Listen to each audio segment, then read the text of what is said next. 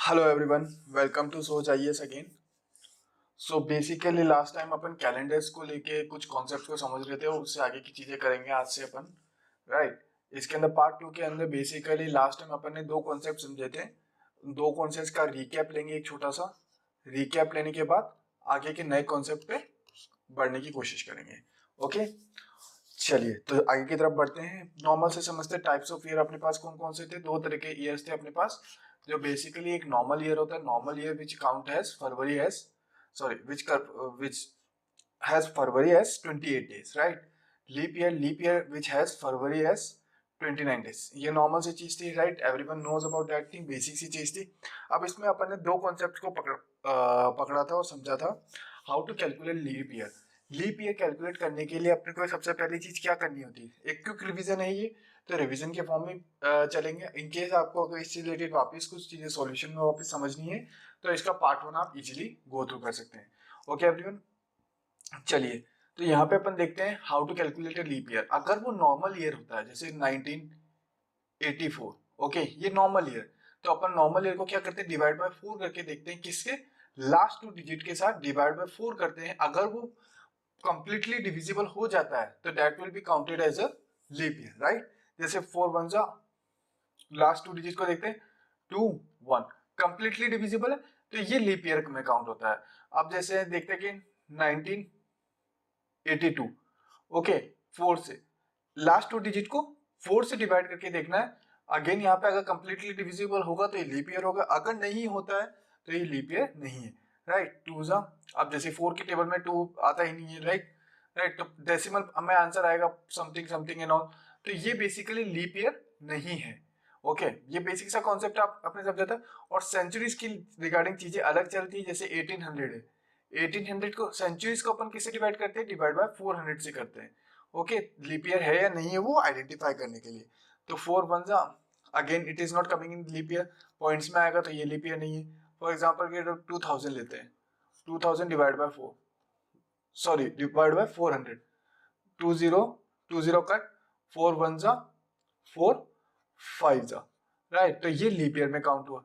Basic सा concept था कि ये लीप ईयर अपन कैसे आइडेंटिफाई करते हैं किसी भी चीज में। ओके, नॉर्मल ईयर में कैसे आइडेंटिफाई करते हैं और सेंचुरीज में कैसे आइडेंटिफाई करते हैं। Okay, now coming down to concept two. Concept two था basically how to calculate odd days. अगर कोई नंबर ऑफ डेज है, जैसे कि जैन हैज 31 डेज, तो इसमें ऑड डेज कितने निकलेंगे वो आइडेंटिफाई करना है। तो what we usually do, 31 divide by 7, right. 4 जा 28, तो 3 डेज रिमेनिंग है। जो रिमेनिंग अपना क्वांटिटी आता है जो 7 से कहीं ना कहीं डिविजिबल नहीं है, वो ऑड डेज में काउंट होता है। क्लियर एवरीवन, यहां तक कॉन्सेप्चुअली चीजें क्लियर है। चलिए अब इससे अपन आगे की तरफ बढ़ते हैं। अब देखते हैं कुछ अलग तरह के कॉन्सेप्ट, जिसके अंदर यहाँ पे भी अपन दो नए कॉन्सेप्ट को सीखेंगे और इनके कुछ प्रैक्टिस क्वेश्चंस भी करेंगे ताकि अपनी अंडरस्टैंडिंग बेटर हो पाए। ओके एवरीवन, चलिए कॉन्सेप्ट नंबर 3 क्या कहता है। कॉन्सेप्ट नंबर 3 कहता है 1 जनवरी 31 दिसंबर। अब मतलब कि किसी भी ईयर में जब 1 जनवरी जो है और 31 दिसंबर है, उससे रिलेटेड ये कॉन्सेप्ट 3 है कहीं ना कहीं। ओके, 1 जनवरी और 31 दिसंबर से रिलेटेड कॉन्सेप्ट 3 है।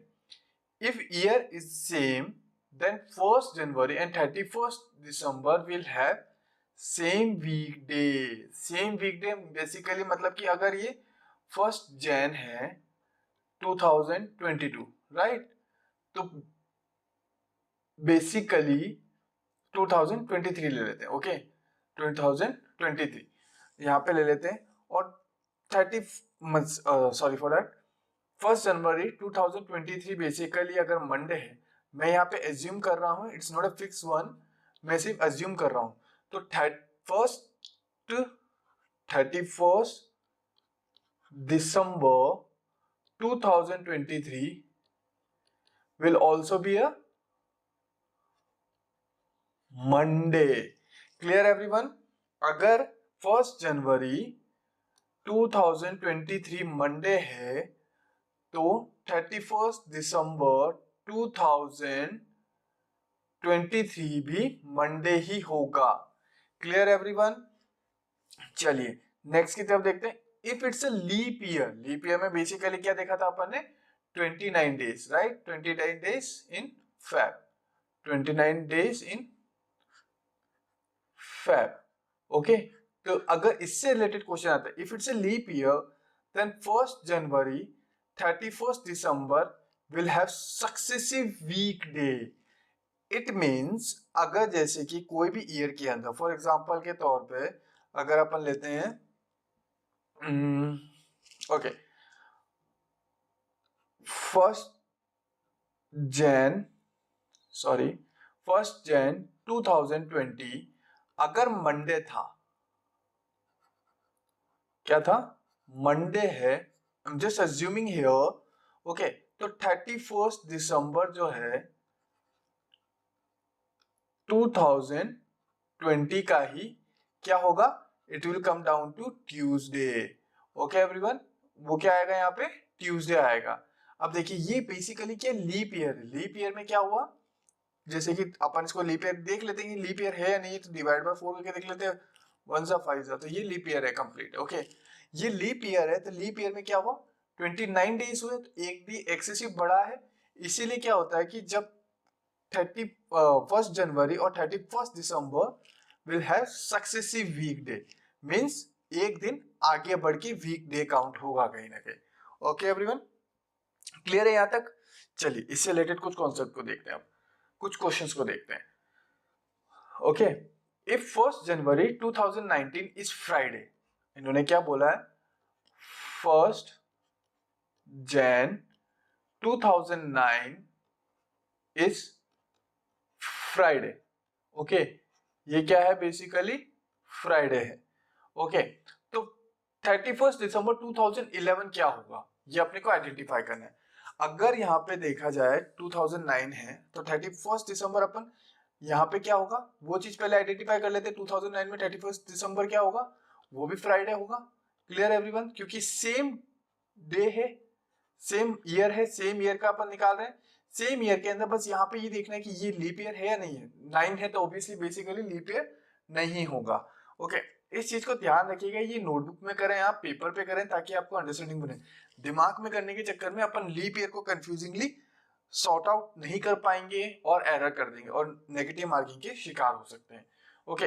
अब चलिए अपने को क्या चाहिए, अब 2010, 1st जनवरी 2010 क्या होगा फिर, अगर 31st December 2009 31st December 2009 is Friday, तो 1st January 2010 1st January 2010 will be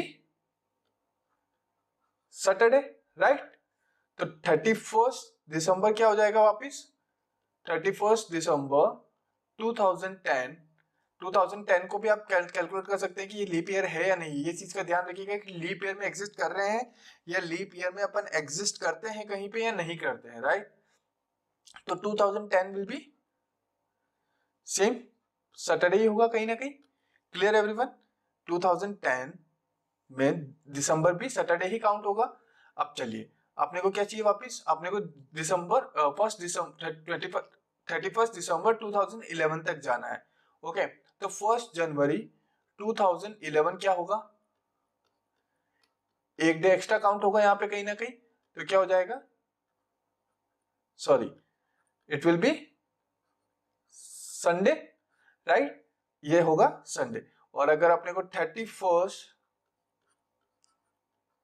दिसंबर 2011 का आइडेंटिफाई करना है, तो वो क्या हो जाएगा अपना, अगेन संडे, क्यों, क्योंकि ये एक्सेसिव ईयर तो है नहीं कहीं पे भी, राइट।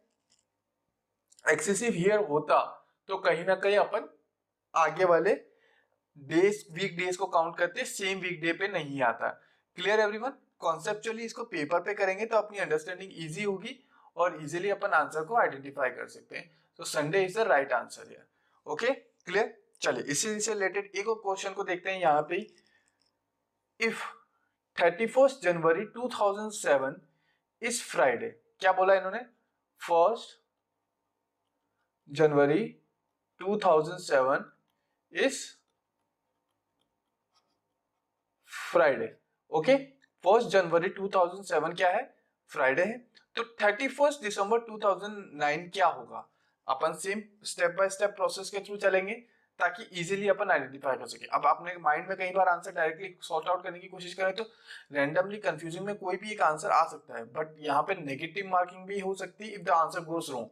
तो इससे बेटर है कि अपन इसको सिंप्लीफाई में करें, क्योंकि एग्जामिनर आपको कंफ्यूज करने के लिए कहीं पे भी लीप ईयर डाल सकता है या फिर कहीं पे लीप ईयर नहीं भी डाल सकता है, राइट। और ये चीज को कॉन्सेप्ट को आप यहीं पे समझिएगा कि लीप ईयर अपने को हमेशा आइडेंटिफाई करके रखना है, क्योंकि जब आगे 5th 6th 7th question concept पे अपन जाएंगे तो वहां पे ये चीजें बहुत इंपॉर्टेंट फैक्टर रखती है कहीं ना कहीं, और एग्जामिनर इससे कंफ्यूज करने के लिए इससे रिलेटेड कुछ ट्विस्ट और टर्न्स भी डालता है क्वेश्चन में। ओके चलिए, तो 31 दिसंबर का देखते हैं उसका क्या आएगा। 2007 सेम ईयर है, सेम ईयर में बेसिकली अपन ने क्या देखा था, it will B Friday only, right, it will B Friday only. चलिए, तो 1 जनवरी 2008 में क्या हो जाएगा, it will B Saturday, clear. तो 31 दिसंबर 2008 क्या हो जाएगा। अब यहाँ पे देखने की जरूरत है, ये क्या है, लीप ईयर है, क्यों, क्योंकि ये डिवाइड बाय 4 हो रहा है कहीं ना कहीं 1 2, राइट। तो यहाँ पे क्या हो जाएगा, ये एक्सेसिव सक्सेसिव डेज में निकलेगा, एक डे एक्स्ट्रा निकलेगा, तो यहाँ पे 31 दिसंबर क्या हो जाएगा, it will be counted as Sunday. Clear everyone, it will be counted as Sunday. यहां तक क्लियर है आप लोगों को। बेसिक सी क्वेश्चन था, बेसिक सी अंडरस्टैंडिंग थी, राइट, बेसिक सी अंडरस्टैंडिंग थी यहाँ पे। ओके, अब चलिए यहाँ पे अपन चलते हैं फर्स्ट, अपने को 2009 पे जाना है कहीं ना कहीं, तो 1 जनवरी 2009 को क्या हो जाएगा, ये बेसिकली यहां तक संडे निकला था, संडे से आगे क्या हो जाएगा, मंडे जाएगा, क्योंकि नेक्स्ट डे आ रहा है कहीं ना कहीं। 31 दिसंबर से अपन 1 जनवरी की तरफ जंप कर रहे हैं ना, तो यहाँ पे क्या हो जाएगा, मंडे हो जाएगा। अब 31 दिसंबर को अपन कैलकुलेट कर लेते हैं 2009 में क्या होगा। 2009 कोई लीप ईयर नहीं है, तो इसको अपन एज इट इज मंडे रखेंगे। ओके, तो 31 दिसंबर 2009 will be Monday. Clear everyone, समझ में आया आपको, इजी है कॉन्सेप्ट। कॉन्सेप्चुअली चीजें अगर आप नोटबुक में करके रखेंगे, पेपर पे करके देखेंगे, राइट, तो आपको इजीली समझ में आएगी और क्लैरिफिकेशन भी रहेगा आप कर क्या रहे हैं, कोई मिस्टेक करने के, एरर करने के चांसेस कम रहेंगे यहाँ पे। ओके चलिए, तो इससे से आगे बढ़ते हैं अपन, ये बेसिक सा कॉन्सेप्ट क्लियर है। अब इसी से रिलेटेड में अगला कॉन्सेप्ट आता है अपने पास, कॉन्सेप्ट नंबर 4। कॉन्सेप्ट नंबर 4 क्या बोलता है, बेसिकली अगर 25 जैन है और 2011 है, यहां पे सिर्फ डेज और मंथ सेम है, ईयर अगर चेंज होता है, ईयर अगर चेंज होता है, डेज और मंथ सेम है, तो क्या चांसेस है कि वीकडे क्या आएगा, वो अपने को आइडेंटिफाई करना है यहाँ पे। लास्ट टाइम अपन ने क्या देखा था, लास्ट टाइम देखा था कि अपन सिर्फ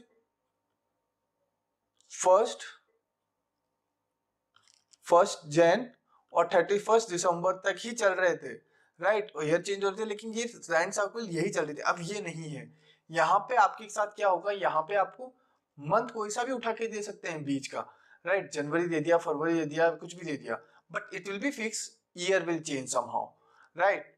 लेकिन यहाँ पे कॉन्सेप्चुअली चीजें थोड़ी सी बिगड़ सकती है, इस चीज को अपने को समझना है। यहाँ पे बेसिक कॉन्सेप्ट वही लगेगा जो अपने पीछे कॉन्सेप्ट नंबर 3 में पढ़ा था, राइट, लेकिन ये यहाँ पे चीजें थोड़ी सी चेंज होगी, उसको समझते हैं। If it's a normal year then it will change by 1 day. Normal सी चीज अपन ने देखी थी, अगर कोई भी नॉर्मल ईयर है तो वहां पे एक दिन जो है, एक वीक जो है, डे है, उसका चेंज हो जाएगा। कैसे, अगर देखते हैं 25 जैन 2011 था और 25 जैन 2012 होता है, तो यहां से यहां तक आने में भी बीच में लास्ट अपना ईयर कब खत्म हो रहा है, ईयर तो अपना खत्म हो रहा है 24 जैन को ही खत्म हो रहा है ना कहीं, राइट। 24 जैन 2012 में ही ईयर साइकिल तो कंप्लीट हो गई, ये नेक्स्ट डे आया है कहीं ना कहीं, ये जो है ये नेक्स्ट डे आया है, राइट। तो इसीलिए अपने क्या होता है, यहाँ पे एक एक्सेसिव डे होता है, मतलब कि अगर ये फ्राइडे था, ये अगर फ्राइडे था तो it will be counted as Saturday. Clear, ये क्योंकि नेक्स्ट डे में काउंट होता है। ओके, और अगर वहीं पे अगर लीप ईयर बीच में आ गया, लीप ईयर मतलब कि 29 फेब का कोई मंथ बीच में आ रहा है, राइट, तो वहां पे क्या हो जाएगा, it will B change bye 2 days, it will change bye 2 days. Clear everyone, basic सा कॉन्सेप्ट है, राइट। अब चलिए इससे रिलेटेड कुछ क्वेश्चंस देखते हैं अपन। 11th Feb 2022 is Friday. 11th Feb 2023 की बात हो रही है यहाँ पे, sorry for that. 11th Feb 2023 will be which day, right, ये अपने को कैलकुलेट करना है। चलिए 11th Feb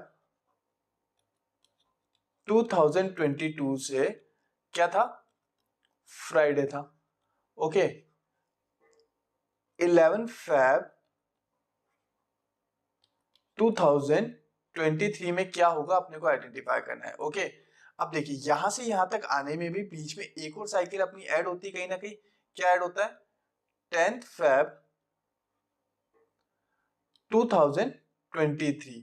ओके, अब देखिए लीप ईयर था फरवरी के अंदर, अगर फरवरी से फरवरी के अंदर चलते, यहाँ पे क्या फरवरी 29 मंथ डेज का था या 28 डेज का था, बेसिकली वो लीप ईयर से आइडेंटिफाई करता है। यहाँ पे लीप ईयर में डिवाइड बाय 4 करके देखेंगे तो डिवाइड बाय 4 नहीं होता, तो ये लीप ईयर नहीं, नॉर्मल 28 डेज ही थे कहीं ना कहीं। ओके, अगर 28 डेज होता है तो वहां पे +1 होता है, और अगर लीप ईयर होता है तो +2 डेज होते हैं, राइट।